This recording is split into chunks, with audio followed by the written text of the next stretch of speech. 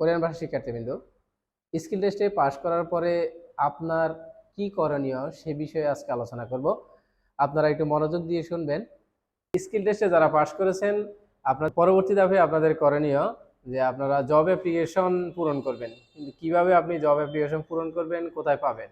আপনি বয়েসেল ওয়েবসাইটে গিয়ে সেখানে জব অ্যাপ্লিকেশন পাবেন। সেখান থেকে আপনি ডাউনলোড করে যেভাবে নির্দেশনা দেওয়া আছে ওইভাবে আপনি ফিল আপ করবেন। আপনার এই ক্ষেত্রে আপনার একটা ছবি লাগবে, যেটা ল্যাব প্রিন্ট পাসপোর্ট সাইজের। পরবর্তীতে আপনাকে আপনাকে অবশ্যই একটা ব্যাংক অ্যাকাউন্ট করতে হবে, যেটা অনলাইন ব্যাংকিং যেন থাকে। পরবর্তীতে মেডিকেল আপনারা মেডিকেল যে রিপোর্টটা করবেন সেটা হচ্ছে আপনাদের নিজ জেলার সদর হাসপাতালে আপনারা মেডিকেল করে ওই মেডিকেল রিপোর্টটা আপনার বইসেল ওয়েবসাইটে যে মেডিকেল ফর্ম আছে ওই ফর্মটা সেম ওই মেডিকেল রিপোর্ট অনুযায়ী আপনি ফিল আপ করবেন। ফিল আপ করে ওই মেডিকেল রিপোর্টটা আপনি প্রিন্ট করে সিভিল সার্জন কার্যালয় থেকে আপনাকে ওখান থেকে সাইন নিতে হবে, সিভিল সার্জনের থেকে।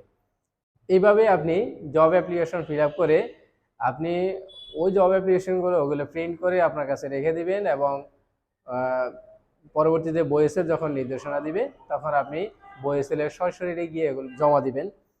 এবং বইএসএলে জমা দেওয়া 6 ঘন্টার ভিতরে আপনাকে ইমেল করতে হবে। আপনি যেই ডকুমেন্টসগুলো আপনি জমা দিবেন ওখানে, ওই ডকুমেন্টসগুলো আপনাকে ইমেল করে 6 ঘন্টার ভিতরে পাঠাতে হবে। আরেকটা কথা আপনাদেরকে বলে রাখি, আপনারা হয়তো অনেকে ভুল করে ফেলবেন যে যক্ষ্মা রিপোর্ট, যেটা আপনাকে যক্ষ্মা পরীক্ষা করতে হবে।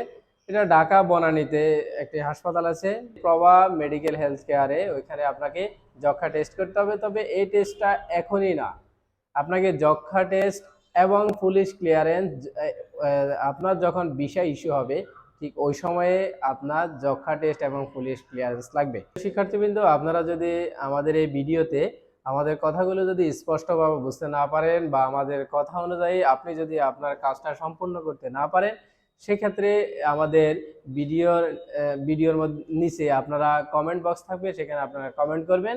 আমরা আপনাদের কমেন্ট অনুযায়ী আপনাদেরকে দিক নির্দেশনা দেব। আমরা আমাদের পক্ষ থেকে কুমনারা কোরিয়ান ল্যাঙ্গুয়েজ সেন্টারের পক্ষ থেকে আপনাদেরকে সর্বাত্মক সহযোগিতা করবে ইনশাআল্লাহ। আজকে এই পর্যন্ত। আগামীতে আবারও দক্ষিণ কোরিয়া যে কোনো বিষয় নিয়ে আপনাদের সামনে হাজির হব। সে পর্যন্ত আপনারা ভালো থাকুন, সুস্থ থাকুন। আল্লাহ হাফেজ। আসসালামু আলাইকুম ওয়া রাহমাতুল্লাহি ওয়া বারাকাতুহু।